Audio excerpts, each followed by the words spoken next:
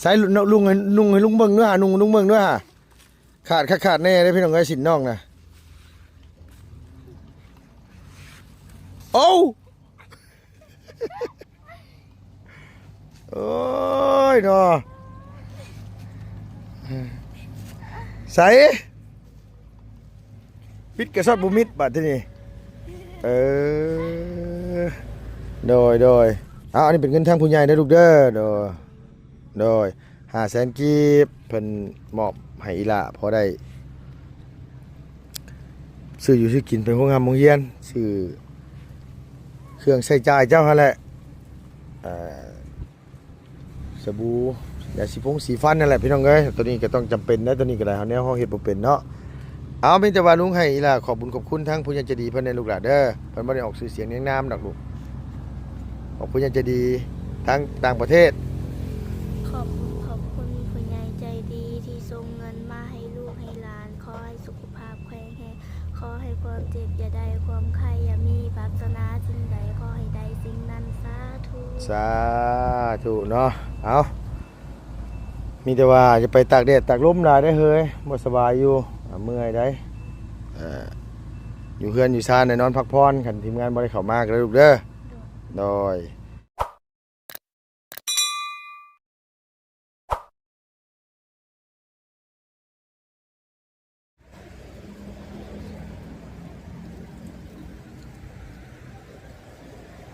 กับสบายดีพ่อแม่พี่น้องเบิดสุขุสุคนเนาะพี่เนาะระหว่างในและก็ต่างประเทศพี่น้องที่เข้ามารับชมช่องลุงคำชาแนลคือเก่าคือเดิมเด้อพี่น้องเด้อเนาะกราบขอบคุณหลายๆพี่น้องที่เข้ามารับมาชมช่องลุงเฮิมเนาะพี่เนาะขอบใจหลายๆเด้อขออยู่ดีมีแห้งความเจ็บจะได้ความไข้จะมีเด้อพี่น้องเด้อจะได้ก็ขอให้สุขภาพร่างกายแข็งแรงเนาะเข้ามารับมาชมพอดีว่ามื้อนี้กะลุงเข้ามาบ้านเฮือนซ่านน้องเลี้ยงน้องจะดีแล้วก็ทั้งน้องแต่งไทยพี่น้องเอ้ยบ้านน้องกองมีเฮาเนาะพี่เนาะมื้อนี้ก็เพิ่นไปเลือกตั้งกันว่าซั่นว่าโดยพอดีเข้ามาก็มีเวียกนำแน่พี่น้องมื้อนี้ก็เนาะเพราะว่ามีทางอัญญาจีเฮาอยู่ทางต่างประเทศเพิ่นให้ลุงเข้ามาเป็นสะพานบุญให้ว่าซั่นว่ามอบเงินให้ทางน้องแต่งไทยน้อง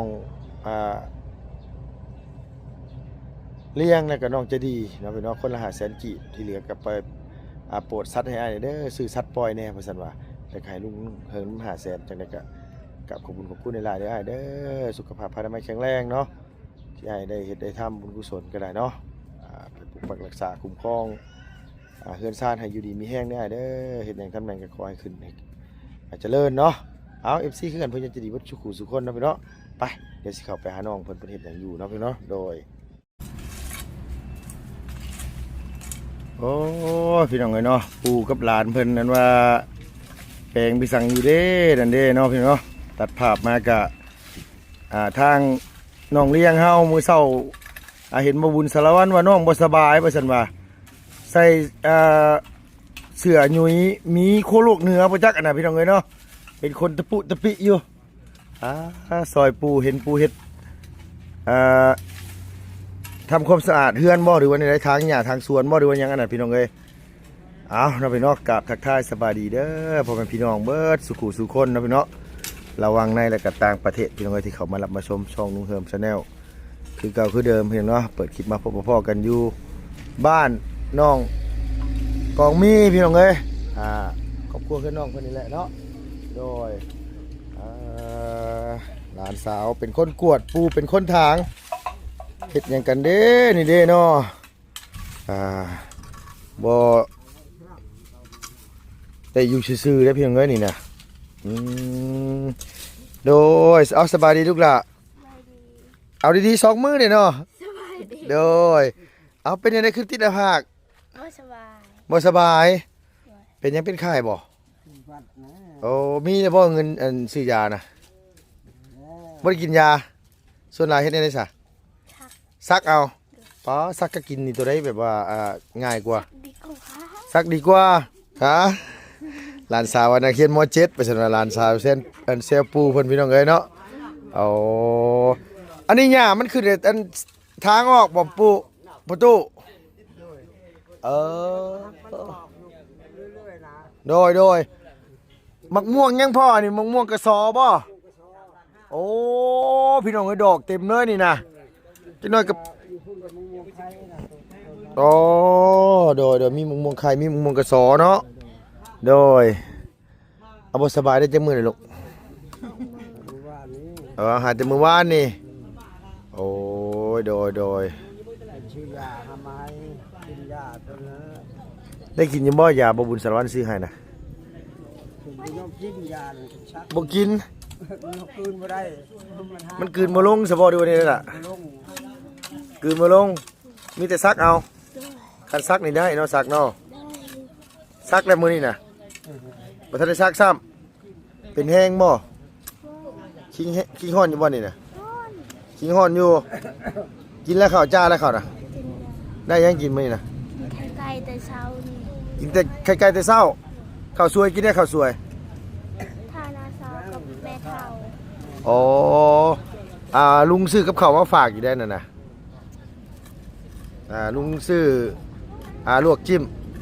ซื้อซอยจุกินบ่ซอยจุมันสุกเลยได้ ชุบกินแต่มันยังดิบ มันดิบน่ะบ่กินเนาะประตูซอยจุดิบนี่ประตูกินอยู่บ่ซอยจุดิบเอากินอยู่เนาะแต่ว่าบ่ได้ดิบดอกเฮาอาหารเพิ่นลวกมาแล้ว ซื้อมาฝากให้อันกินคือข้าวเที่ยง กินรอกเป็นยัง เดี๋ยวกินได้อยู่เนาะ ไร ลูกสาวไปใช้น้องกองมีไปไหนมื้อนี้น่ะ ที่เดินไปช่วงไม่ต้องไปรับแม่เราอยู่ที่นี่ เอาอายะไปผู้เดียวบ่มื้อนี้น่ะ โดยไปตัดเครื่องมัน มีตู้ไปตัดอย่างนั้นน่ะ ไปป้อนบาตร เขาขาเรียกเขาตอนบัตร อ๋อพ่อไปแล้วบ่พ่อไปป้อนมาแล้วบ่ ไปแล้วไปเช้า โอ้ของมีก็ไปแล้วบ่นาง ไป ไปคือกันเนาะไปแลกบ่แล้วเนาะโดย กลับมาเราไปนำแม่เราอยู่ชวนพุทธ โดยเอาง่ายๆก็คือน้องของมีเพิ่นไปป้อนบัตรมาแล้วก็มาแล้วก็ไปนำแม่อยู่สวนพุ่นบัดนี้แม่นบ่ลูกย่าเจ้าไปเฮ็ดหยังย่าเจ้าน่ะ ไปตัดเครื่อง เครือมันยังเครือ ละมันล่ะจะตัดเป็นทอนเป็นทอน อ๋อไปตัดลำมัน เฮ้ยตัดเครื่องมัน มื้อนี่จ้างคนปลูกว่า คนมาแล้วมือนี่ หาได้จักคนพ่อ แต่แล้วชำระวัง7-8 คนเขา 7-8 คน เขาก็ข่าวเวียก อ๋อตกลงราคาจ้างกันเท่าไหร่พ่อ แสนนึง มื้อละแสนบ่อันเลี้ยง บางคนก็แซมเศร้าค่ะเขาแซมเศร้า มันแล้วแต่ว่าเอาเขาจ้างราคาเดียวกันบ่แม่นบ่ลูก บางตอนนี้มันขึ้นแล้วเขา อ๋อมันขึ้นแล้วก็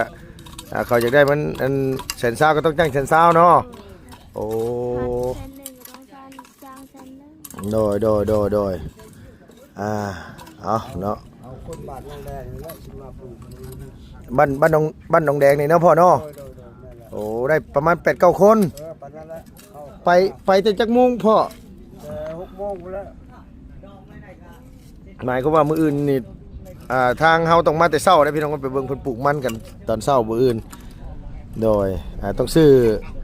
กาแฟมาให้เพิ่นส่งนะมื้ออื่นนี่เนาะ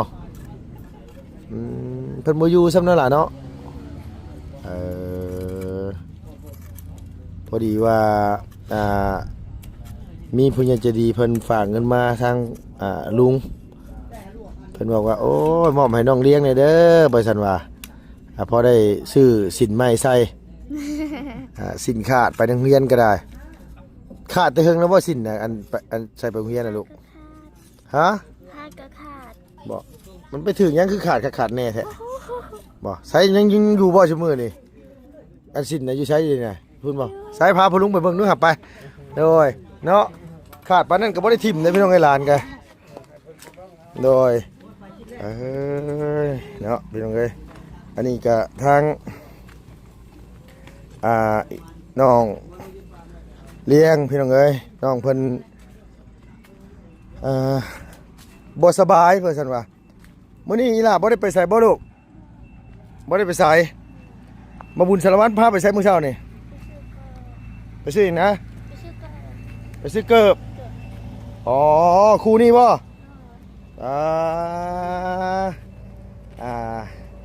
ว่างานไปซื้อเกือบไม้ใส่เกือบขาดบ่เออใส่สินขาดตัวไหนนะสินขาดตัวน่ะใส่ลุงให้ลุงเบิ่งด้วยหาลุงเบิ่งด้วยหาขาดแน่ได้พี่น้องเอ้ยสินน้องน่ะโอ้โอ้ยเนาะใส่ปิดกระสอบบุมิดบัดที่นี่โดยโ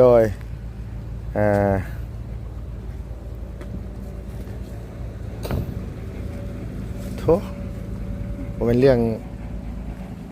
ธรรมดาได้พี่น้องเอ้ยสินขาดปานนี้ก็ยังเก็บไว้อยู่หมายความว่าประหยัดเติบอีนี้โดยขอบคุณพาไปซื้อเกิร์ฟมื้อเช้านั่นล่ะเนาะได้อย่างในร้านได้อย่างในเมื่อวานนี่เลย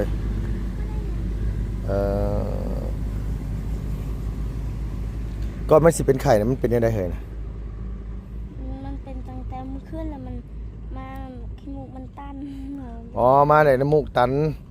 นดังนี่เนาะ เลย น้ำมูกตันหลังน่ะมันเมื่อยอยู่บ่ลูก เมื่อย ชิงฮ้อนอยู่บ่ ห้อน มีไผแน่เป็นไข่ แต่จริงๆก็ดี เป็นพร้อมกันเลยโอ้พร้อมกัน3คนเลยบัดทีนี้ใส่บาสิงว่าบ่บุญสารวัตรว่าอีหลาสิพาชุมลุงเข้าไปบ้านกะรับข้างในบ่ ๆเลย มันมีเขตเพิ่นทุกข์คือกันบ่ลูกล่ะ เลยมี เพิ่นอยู่กันจักคน ลูกนะ6 คนแต่แม่กับพ่อ7-8 คน เฮือนเพิ่นหลังซำไหนซำบ่เฮือนเก่าเจ้านี่ โม่ น้อยกว่านี้อีก ซ้ำเพื่อน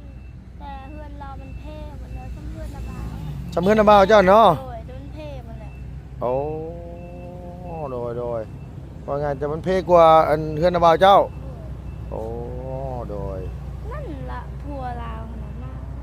ฮะ รถพัวลาวหั่น คันนี้บ่ เลย เพิ่นให้ชุมลุงไปทายอยู่บ่ ท้ายแล้ว ให้ทายอยู่เนาะ เลย ข้าวน้ำจำปาเพิ่นบ่ได้มีกินบ่ลูกล่ะ บ่มีบางทีถ้าแม่เฒ่ามีแม่เฒ่ากับแบ่งให้เราเนี่ยให้เราเอามือมาแล้วพวกลุงมาให้เขาแล้วแบ่งให้เราเนี่ย กันอยู่ว่าคือชุมลุงมาอันว่าอันมอบข้าวให้ชุมเจ้าแล้วก็แม่ตู้น่ะแบ่งให้เราเมื่อมากินเนาะ โดยบางทีมีปลากระป๋องแล้วก็แบ่งให้เราเนี่ย เป็นญาติชุมเจ้าบ่ลูกล่ะเดี๋ยวเป็นจังไดลูก บ่แม่นญาติแท้ๆแต่เป็นคนรู้จักลือเคยกันแล้วแต่ โอ้ บ่มีก็แบ่ง โอ้โดยคนฮู้จักมาคุ้นกันฮู้จักคุ้นเคยกันเนาะล่ะเนาะ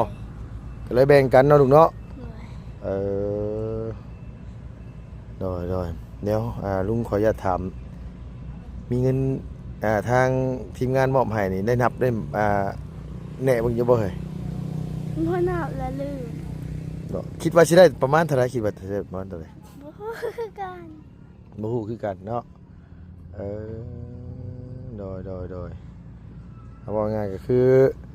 อีน้องเลี้ยงหยอดกระปุกไว้บ่ลูก โดย ซื้อหมูมาหยอดไว้ โดย กระปุกตัวหมูหรือตัวหยังกระปุกตัว ตู้มู ตัวหมู ตู้น้อยๆซำนี้ ตัวหมูน้อยๆเองโดยซื้อมาเท่าไหร่ตัวหมู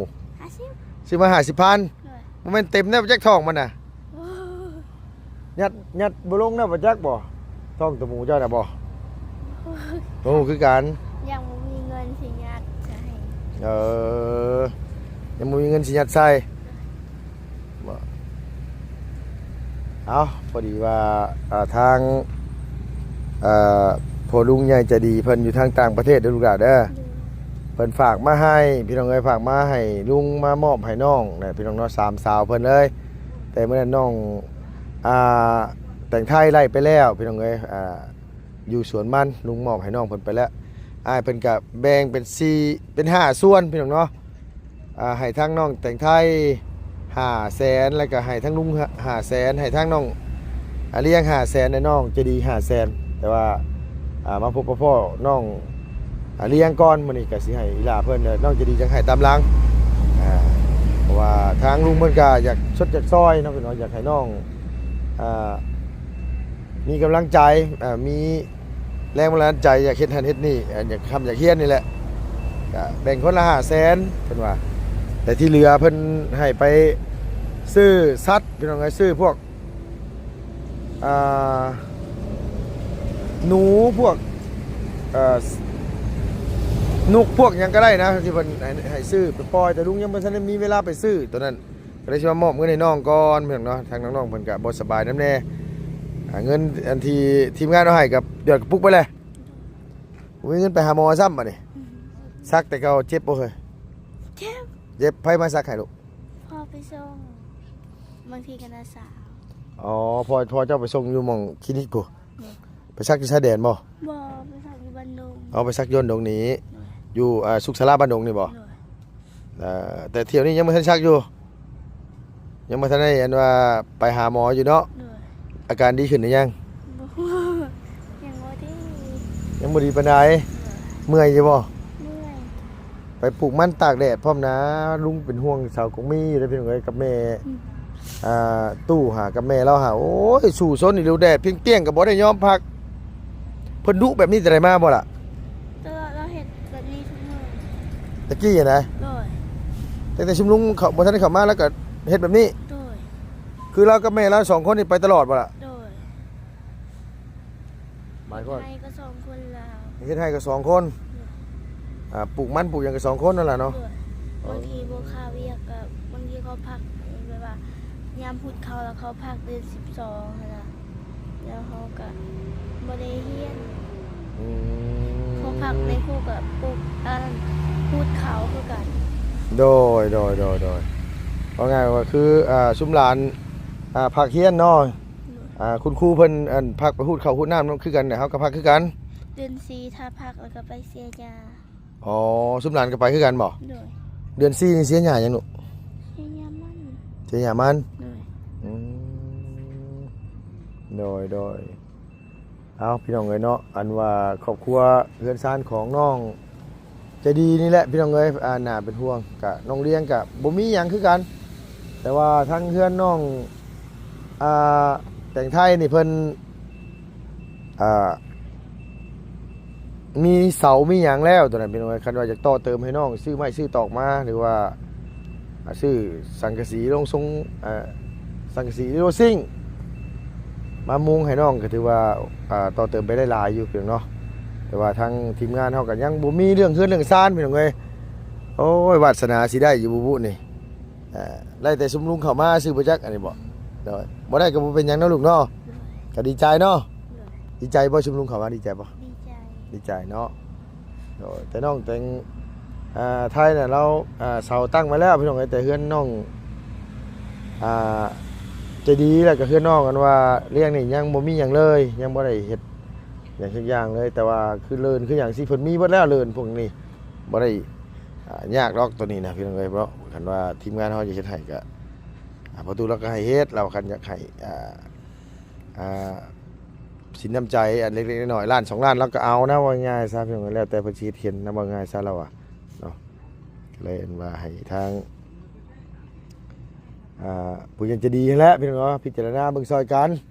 ก็คือเห็นนี่แหละน้องนุ่งก็บ่ได้มีเฮือนรับเฮือนนอนเมื่อคืนนี่ไปนอนอยู่ไสลูกล่ะ นอนอยู่ห้องน้ำ เมื่อคืนไปห้องทำงาน โดย จะคนเมื่อคืนนี่ 4คน มีไผแน่ มาบาวแล้วก็พ่อและเจดี